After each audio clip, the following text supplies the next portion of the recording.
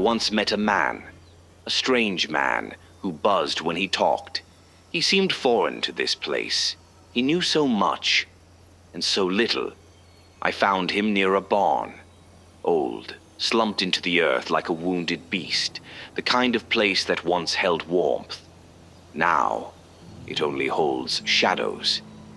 He stood by the fence, hands behind his back, his head tilted, just so.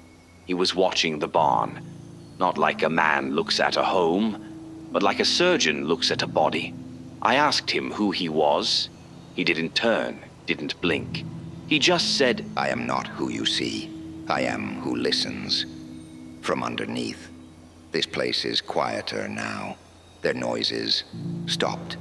You should be grateful. You arrived after.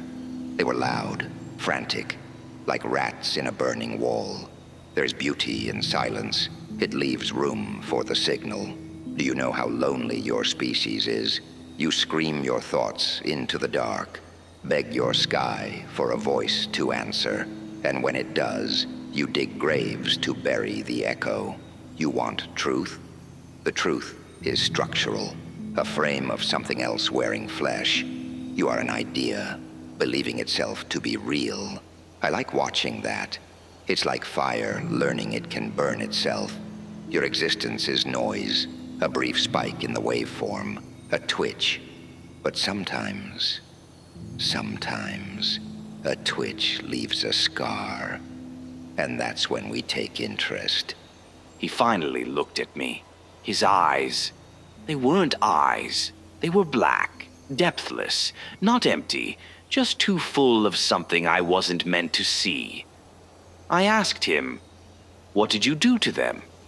And he smiled, not kindly, not cruelly, just like it didn't matter. Then he said, Entropy is a mercy, but not one they were prepared to accept. They insisted on resisting decline, preserving their routines, their structures, their little illusions of permanence. They didn't understand what this place was, how thin the fabric is, how close everything presses from the other side. It's not really a home, you know. More like a holding pattern, a behavioral loop, a habitat designed for a specific level of awareness. Push beyond that, ask too many questions, and it begins to break down.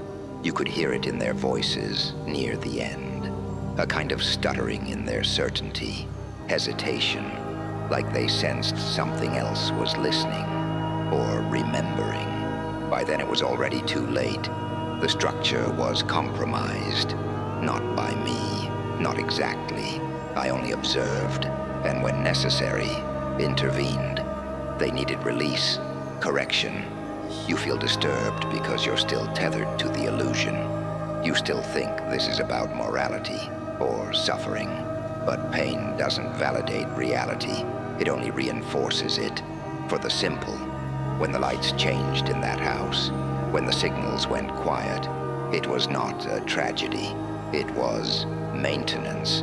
None of this is as real as it pretends to be. Not the walls, not the people, not the consequences. There are worse things than being forgotten, staying remembered. That's when the real damage happens. And then he was gone. No flash, no sound, just no longer there. Only the barn. And a sound.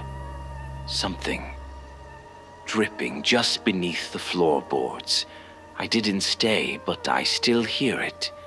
Sometimes, when everything else is quiet.